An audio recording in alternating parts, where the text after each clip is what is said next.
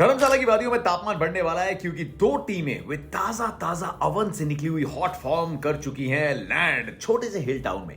New Zealand और India, दो top of the table टीमें, दो टॉप दावेदार जिन्होंने अभी तक एक भी मैच नहीं गवाया इस टूर्नामेंट में, वो होंगी आमने सामने धर्मशाला के खूबसूरत एचपीसीए स्टेडियम में।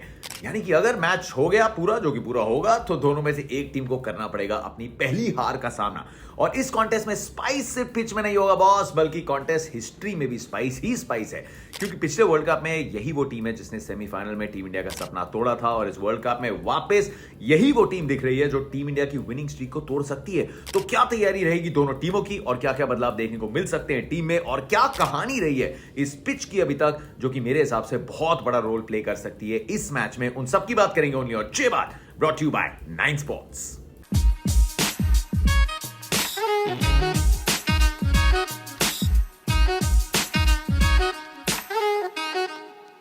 दो 2019 मैनचेस्टर 5 रन पे 3 विकेट, ये मंजर कहीं ना कहीं हर भारतीय क्रिकेट फैन के जहन में पिछले 4 सालों से रेंट फ्री रह रहे हैं। और ये ऑस्ट्रेलिया, पाकिस्तान, इंग्लैंड की टीम ने नहीं किया था, ये हर्ष किया था इंडिया का the nice guys of cricket New Zealand ने। टीम इंडिया के पास कल बहुत बड़ा मौका है आज उस मैच की यादों को पीछे छोड़ने का। लेकिन सवाल यह भी बड़ा है कि हार्दिक पांड्या के बिना क्या होगी टीम की स्ट्रॉन्गेस्ट 11। दूसरी ओर अगर बात करें न्यूजीलैंड की, तो वो ये गुत्थी पहले ही सुलझा चुके हैं। केन विलियमसन ने 4 में से सिर्फ 1 मैच खेला है, और उसके बावजूद जिस तरह से ये टीम खेली है अभी, उनकी कमी कहीं महसूस ही नहीं होने दी है, ना ही बैटिंग फ्रंट पे, ना ही कप्तानी में। और शायद इसीलिए टॉप ऑफ द टेबल चढ़ के बैठी है। टिम साउदी की भी वापसी अब कंफर्म लग रही है। टॉम लेथम ने बॉलिंग अटैक को बहुत अच्छे से यूज किया है, और बॉलिंग अटैक बहुत अच्छा है, और वो भी धर्मशाला की पिच पे, जहां पिछले मैच में सिर्फ साउथ अफ्रीका के नहीं बल्कि नेदरलैंड्स के तेज गेंदबाजों को भी मदद मिली थी। तो ऐसे में टीम इंडिया की प्लेइंग 11 क्या होगी, उस पे सबकी नजर रहेगी। अब हार्दिक के लिए लाइक फॉर लाइक रिप्लेसमेंट तो है नहीं जिसकी हम बात करते आए हैं, क्योंकि हार्दिक अगर गए तो उनकी जगह एक नहीं दो खिलाड़ी आपको चाहिए होंगे। तो यहां मुझे लगता है वापसी होगी सूर्य कुमार यादव की इस लाइनअप में, हार्दिक की बैटिंग को कवर अप करने के लिए।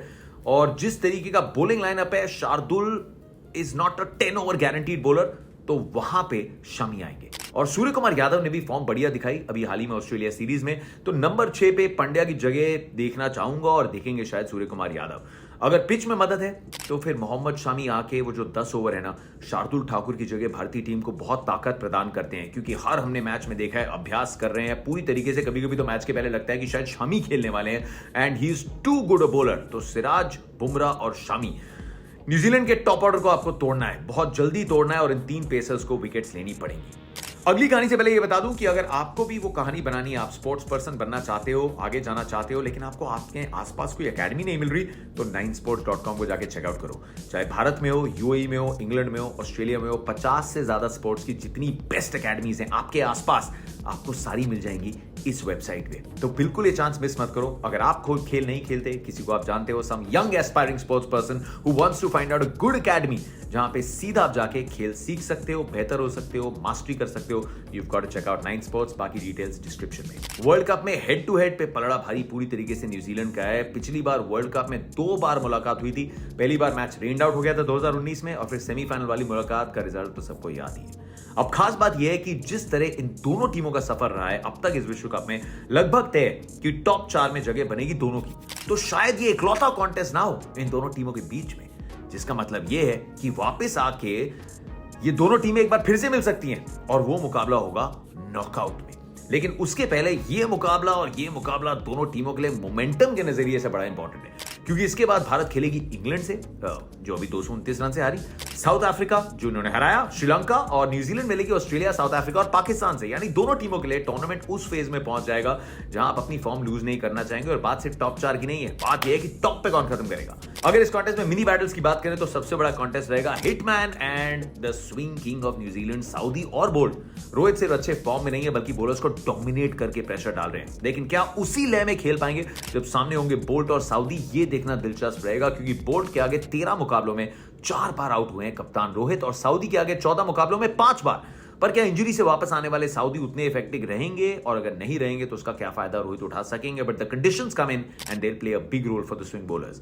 साउदी की फॉर्म पर नजर रहेगी किंग की भी, क्योंकि 17 कॉन्टेस्ट में 6 बार विराट को आउट किया है टिम साउदी ने, और सऊदी के सामने औसत भी 34 का है। So Southee versus Virat Kohli will be another very interesting battle to see, क्योंकि अब तक खतरनाक दिख रहे हैं इस टूर्नामेंट में किंग कोहली। और एक मिनी बैटल जो कि इस कॉन्टेस्ट का रिजल्ट तय करने में बड़ी भूमिका निभा सकती है वो होगी Bumrah versus Latham.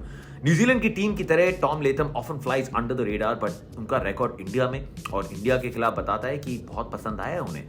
Team India के सामने उनका एवरेज है 54 का और इंडिया में भी उनका एवरेज है 54 का, और जसप्रीत बुमराह के सामने लेथम एवरेज है 76। 10 कॉन्टेस्ट में सिर्फ एक बार विकेट निकालने में सफल हुए हैं बुमराह, जो कि लेथम की क्वालिटी के बारे में बहुत कुछ बताता है। लेकिन इस वर्ल्ड कप में बुमराह हैज ए स्टेला, और वो सेकंड स्पेल जहां पर विकेट निकाल के देने में सफल हुए हैं रोहित के लिए, वहां पर कल मिल सकते हैं Tom Latham. So Tom and जेस का कॉन्टेस्ट कर सकता है डिसाइड कि मिडिल ओवर्स कौन जीतता है और उस मुकाबले को कौन जीतता है। रियलिटी इज कि आईसीसी के टूर्नामेंट्स में आखिरी बार भारत ने न्यूजीलैंड को हराया था 20 साल पहले। A lot has happened, a lot has changed. New Zealand have looked like the team to beat, लेकिन ओवरऑल रचिन रविंद्र हो गए या फिर विल यंग हो गए, कुछ नए खिलाड़ी हैं जो एकदम बिना एक्सेस बैगेज के खेल रहे हैं, जिन पे वजन नहीं है। अब तक क्या हुआ है, कोई प्रेशर ज्यादा आता नहीं। छोटा सा मुल्क है, उतना ज्यादा प्रेशर नहीं जिस प्रेशर का सामना भारत को करना पड़ता है, but at least you meeting New Zealand एक ऐसे पॉइंट पे जहां पे नतीजा उतना मैटर नहीं करता शायद। हार्दिक पांड्या एक बहुत बड़े मिस जरूर है, but I think India could still just have their noses ahead, क्योंकि 1 से लेके 11 तक जो क्वालिटी है, जो अनुभव है, जो अंदाजा इन कंडीशंस का है, और जिस फॉर्म में सब है, डिस्पाइट द फैक्ट कि शमी आएंगे और अगर सूर्य आते हैं, 2 खिलाड़ी जिन्होंने अब तक कोई मैच नहीं खेला, despite that fact I think India are 55-45 favourites in this match. Toss बहुत बड़ा फैक्टर रहेगा। You probably want to bat first. आप अंडरलाइज गेंदबाजी करना चाहते हैं धर्मशाला में, बिकॉज बॉल विल गो, जैसे हमारे कृष्ण श्रीकांत बोलते हैं ना, जिंग जैंग, वो होने वाला है। So it will be a solid contest, ऐसा कॉन्टेस्ट जिसका इंतजार है अब तक इस वर्ल्ड कप में। It could be an epic, it could be a nail biter. तो फिर मिस मत करना, 12 बजे से हमारी कवरेज शुरू हो जाएगी एंड सारी कहानियां आपको स्टार स्पोर्ट्स पे बता देंगे। जितनी बड़ी कहानियां थी यहाँ पे बता दी। 2 टीम्स, बहुत म्यूचुअल रिस्पेक्ट, बहुत सारा प्यार, बहुत सारा सम्मान, लेकिन on the ground they are gonna go hard at each other. तो उम्मीद करता हूँ वीडियो आपको पसंद आया, और पसंद आया तो सबको बता दो कि 9 स्पोर्ट्स पे जाके अगर आप 50 से ज्यादा स्पोर्ट्स 5 से ज्यादा देशों में, भारत, New Zealand, 2 teams are playing, UAE, Australia, जहां पे भी ढूंढना चाहते हैं कोई भी एकेडमी 50 से ज्यादा स्पोर्ट्स की, आपको सिर्फ एक क्लिक पे मिल सकती है। बिल्कुल चेकआउट करो, बाकी डिटेल्स डिस्क्रिप्शन में उन्होंने डाली हैं। I am gonna see you, it's been a long day. सुबह वीडियो आ चुका होगा। I am gonna see you from the studio 12 बजे।